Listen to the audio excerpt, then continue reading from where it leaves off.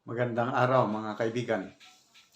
Pag-usapan natin itong controversy na lumabas sa bagong PCO Secretary na si Jay Ruiz. So,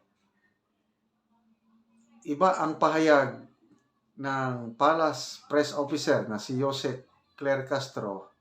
Iba naman ang pahayag ng PCO Secretary. So, ano ba? Nag-uusap ba itong dalawa? So, ito ang may post si Joey Di Vibre. Basahin ko muna. Sabi ni Auntie Claire Castro, in the process na daw ng pagdadivest si Jero is with Digital 8 Incorporated. Tapos sabi naman itong statement na ito, authorized representative lang si Jero is, walang share na hawak. Ano yung sinasabi na Auntie Claire na i-divest? Baka nagkamali lang si Auntie sa pagdinig, press release pala yung in the process. Okay. So ganito po, may dokumentong lumabas na itong si Jay Ruiz, nung hindi pa siya na-appoint na PCO Secretary, siya yung representative ng isang company, Digital 8 Incorporated, na nakakuha ng kontrata sa PCSO. Dalawang kontrata, 206 million pesos na kontrata. So, dahil sa makontratang ito, ang issue ngayon is,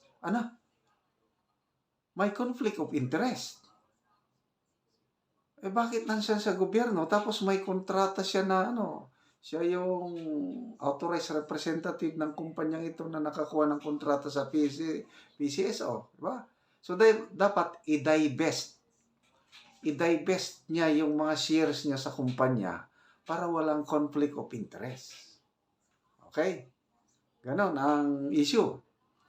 So, nagsalita ngayon ang Jose Castro. Sabi niya, in the process na ang pagdadivest ni Secretary Jero sa kanyang share sa kumpanya. Binanggit niya yan on the process ang idadivest. Ngayon, pahayag ng PCO mismo, ito, statement, basahin ako Office of the President of the Philippines, Presidential Communications Office, okay? The story about the joint venture between IBC13 and Digital Incorporated that appeared on the Politico website last night, March 2, is false, inaccurate, and misleading. Secretary Jay Ruiz was not an incorporator or director of Digital Incorporated and has never owned any shares in the company.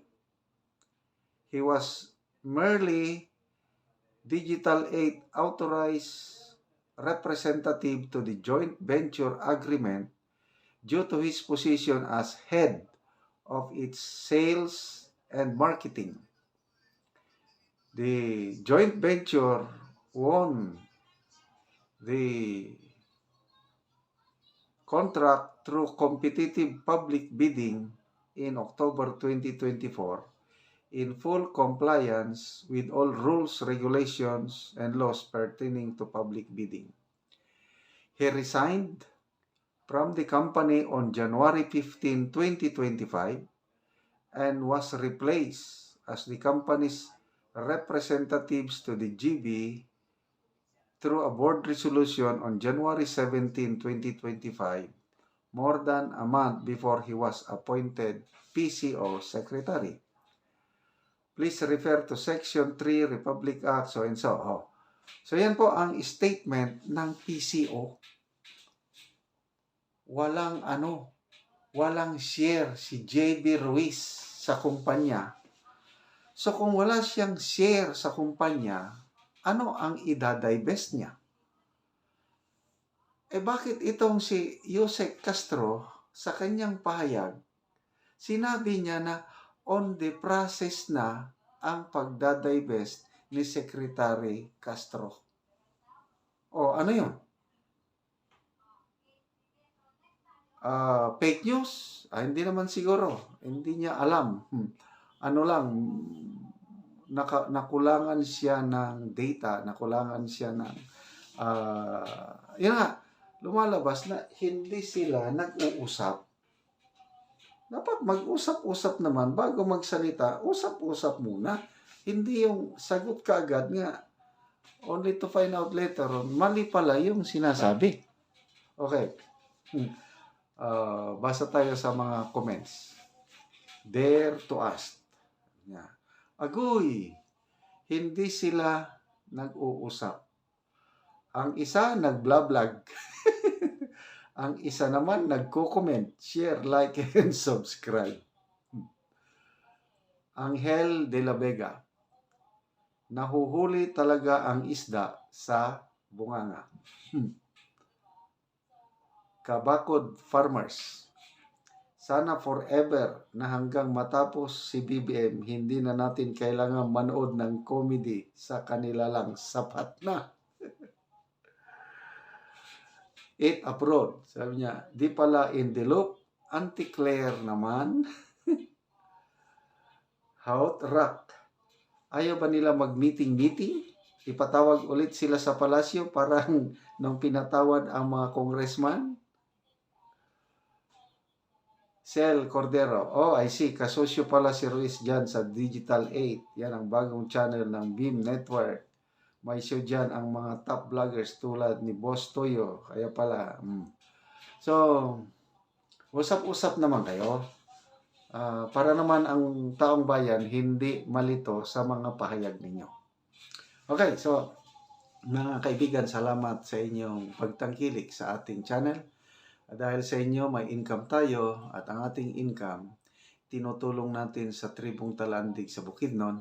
Namimigay tayo ng libreng yero at pako sa tribo para ma-repair nila ang sira-sira nilang bahay. Panoorin niyo ang video na ito, makita niyo ang kalunos-lunos na kalagayan sa mga bahay ng tribo. Butas-butas na ang mga yero dahil sa wear and tear, luma na talaga. So, salamat. Ituloy niyo lang ang inyong panonood, lalo na ang inyong hindi pag-skip ng ads. Diri sa Sitio Garden, sa Tag-iya sa Balay, sakop ni sa Tikalaan. Ayo! May ngapon! Ayun sa among balay nga buslot na. Oo, sige atong lang tawon. Karon makita gyud sa ilang balay nga mo na ni ang gipakita ining Tag-iya sa Balay nga bulsot na gyud ug mga luag na gyud kaayo. Ang ilang kuan na pasalamat sila nga dunay makakita sa ilang balay nga inani nga bulsuton na gyud. So kinahanglan na gyud sila og gero og tabang sa ilaha. So karon amo silang nabisita ug amo gyud nakita nga magatulo na gyud ang ulan sa ilang balay. So karon nagasugod nagtulo. Kuan siguro mukuha siguro ka og kanang kuan. Sa loron lang siya. Oo, kanang langgana. Isalod lang diya. O mao na gid niya ang kahimtang sa ilang balay nga nagaagas. So ang tubig makita nga lalom na gid ang tubig nga nabutang sa langgana. Nagatulo gid ang ilang balay. O naami karon sa ilaha ug amo gyud nakita ang kaluoy gyud sa ilang kahimtang. Awas-awas na gyud ang tubig. Dayon dire sila sa salog matulog. Mao na ni ang kahimtang sa ilang balay. So ang ilang katulugan in taon naara gyud diri sa kilid maglingkod. Ang tubig nga makita na muawas kusog na gyud kaayo. Oo. Padulong diya sa isalod nga planggana. So diri ka ante. Oo.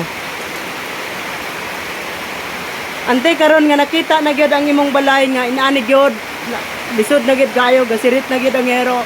Ante matagaan ka ante og Plincent, Paco, Lansang, Sin.